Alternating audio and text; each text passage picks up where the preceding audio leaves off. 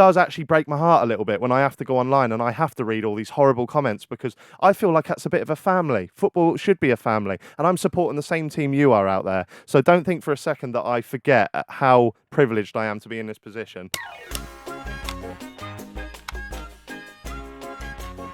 It's so weird, the whole football like gatekeeping sort of thing, isn't it? Like, I remember when you went to, we went to Norwich, Watford. You're in the Watford end. I remember some bloke on your replying, going, couldn't be me in another team's away end. I go, that's fucking bollocks. So you get offered tickets. So Messi offers you tickets to the World Cup final, Argentina, Brazil, and he goes, you're going to be in the Argentina. Goes, sorry, couldn't be me, mate. Couldn't be me in another team's away end.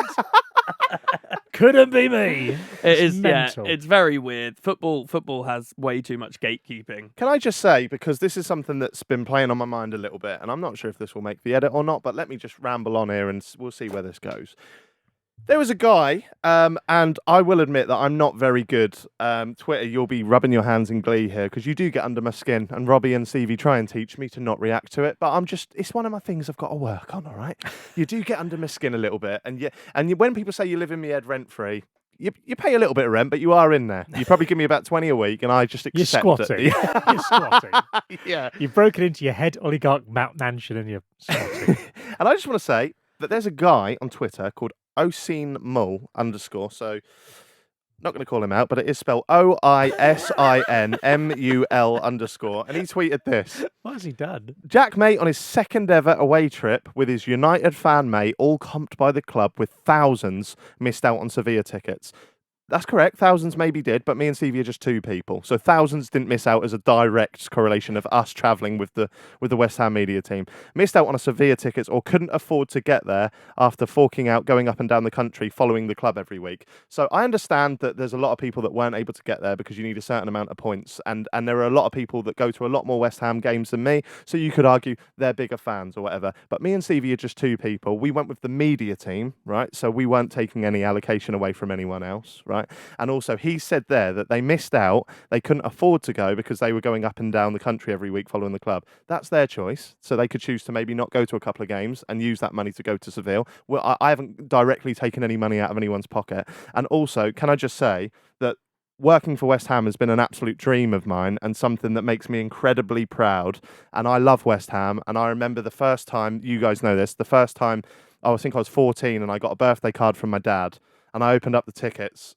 I opened up the card and there was tickets in there, and I cried my eyes out. And I remember the first time my dad took me to Upton Park, and we watched Bolton in the FA Cup 5th round replay, and we beat him in an extra time, and it was the best moment ever. And me and my dad, as a lot of lads have, we don't open up to each other, we don't talk, but like deep things. That's a bit of a thing that we need to probably address and be a bit better at. But me and my dad will often meet up, and all we do is talk about West Ham, and that's all we know. And I love the club, and getting to work with them is the biggest. I wouldn't change it for the world. We've got a brilliant podcast here that we love, and we all love it. But for me, I think the West Ham thing just tops it, because I'm still that little boy. When I'm in the office at West Ham and you bump into Declan Rice or Mark Noble, I'm still giddy. I don't feel like I warrant that place. So thank you to West Ham for sending me. And when West Ham offered me to go out over there and cover it for their socials, I am working, and I don't need a pat on the back for this, but I just want people to know that they offered me a little fee to go, because I am a working presenter. This is what I try and do to make my living. And I waived it because I know how much of a privilege it is to go. And they said to me, do you want to take anyone? Now, none of my friends really support West Ham, anyone that's that close to me. I could take my dad, but he's got to work. So I said to Stevie and I have great rapport online. We have an online relationship. Everyone knows it, a screen relationship that we bounce off. I wouldn't be able to give my energy to Instagram stories if it was just me on my own. So yeah, Stevie will admit he's a Man United fan, but he's an adopted West Ham fan as well. You've always loved West Ham. You've said that numerous times. You grew up with Wazzy, who's a friend of ours. He's a West Ham fan, right? I know I just said I don't have many, no, but I'm not as close to Wazzy. Yeah. Like, he'll tell you that I am to Stephen. And it's a very different thing doing things online than just a random person. I mean, was a random person, but I mean, there's a skill to doing things on video. Yeah, so I completely appreciate that people would be annoyed, and okay, we've taken 2 tickets from 2 people that might be considered to be bigger fans. But someone else also chimed in and said, no, he was out there with 10 people. He came in O'Neill's bar last night. That's the media team. I'm there working with the media team. I say working in the loosest term because it doesn't feel like that, but we understand how privileged privileged we are. So I just want to say a thank you to all the West Ham fans that do understand this. And it does actually break my heart a little bit when I have to go online and I have to read all these horrible comments, because I feel like that's a bit of a family. Football should be a family. And I'm supporting the same team you are out there. So don't think for a second that I forget how privileged I am to be in this position. And I just hope people know that we appreciate it. I will also quickly add that, as I said, 99% of the fans that we meet in person are lovely. Like, we had photos out there because people listen to the podcast.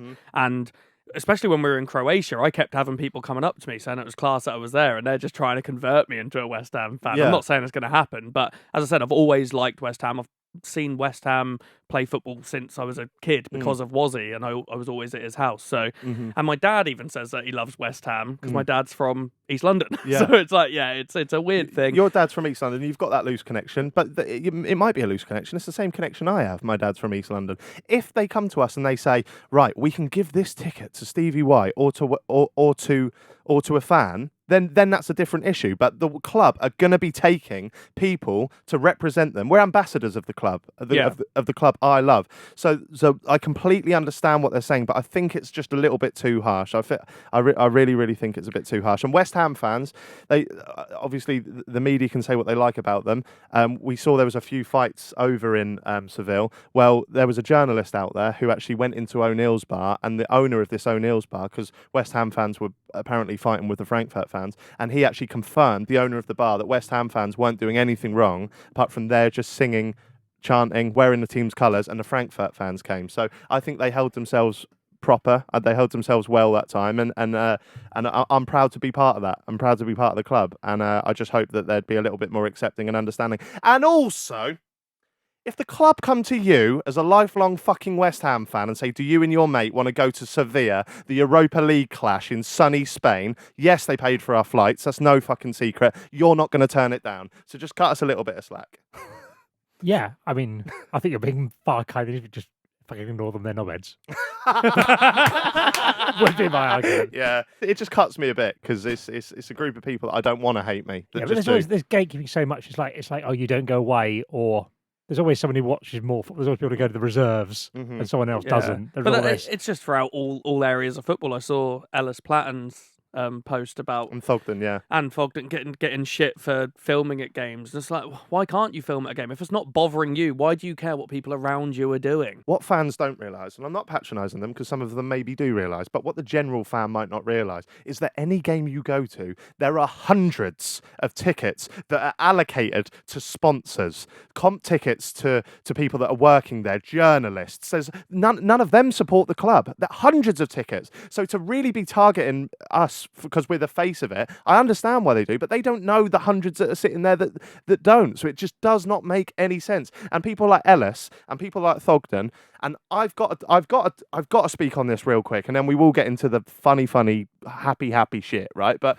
Thogden, he came up to me at Summer in the City when he was a fucking kid. Maybe he was 12, 13, and he had his vlogging camera out, and he came over and he was visibly shaking, and he was like, Jack, can you just say subscribe to Thogden in the camera, right? And I'll be honest, right, he's a little kid, you do it, don't you? And you think, we'll never hear this guy again, right? He's going to pick it up for a couple of weeks, then he might go and do Fortnite, then he might go and do something else, and then you'll never see him. That kid, right, and he's a fucking man now, he's worked his fucking arse off, right? And I think it's no secret that he's come from a bit of a privileged background, right? Thogdad's got a bit of money, we know that. They live in a nice house in Hampstead, right? Thogden could easily, and because of that, he has been awarded opportunities that other people may not, but he wouldn't shy away from that, right?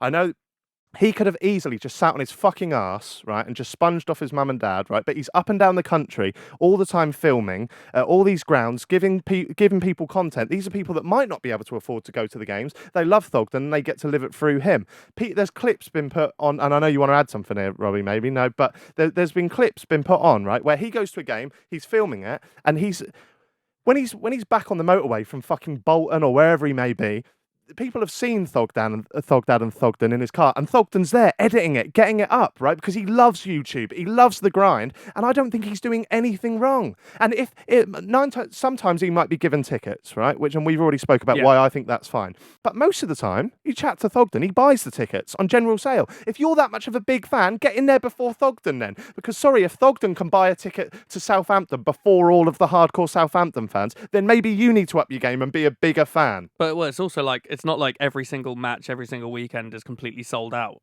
There's always seats available. Yeah. 99% of the time. It's not like every match you go to is a sold out stadium. Which is why it's a different argument when we're going to Sevilla when there are only a certain amount. Yeah. But I've told you my reason on that. But I also think the thing with that, like the other thing Thogden and Ellis obviously got a lot of shit for the Leeds game, but he's a Leeds fan, so it makes no sense. Thogden got shit for going to games of things and like cheering on something he doesn't support, like the Rangers game.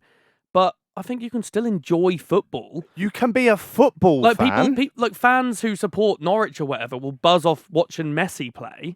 So why are you allowed to support a specific player but not enjoy a football match? Yeah. Yeah. And the theory that you can't go to another team is mental. Because if you support a non-league team, that means you could never ever watch a Premier League match. You're not allowed to. Yeah. I'm support Scotland. That means I could never go. I'm never allowed to go to a World Cup final if I got offered tickets or something like that. It's weird. So mad. But then also what you were then saying, Robbie, about maybe just ignoring these people and that. Some people can come with well-reasoned responses to why they disagree with us, and that's fine. And we'll listen. We'll hear you out. But I'm basically talking about the cool ratio, bro. Just told the wife and kids, like these people. Yeah. It made me realise something, right? Because I don't want to name him because he was lovely to me in person, right?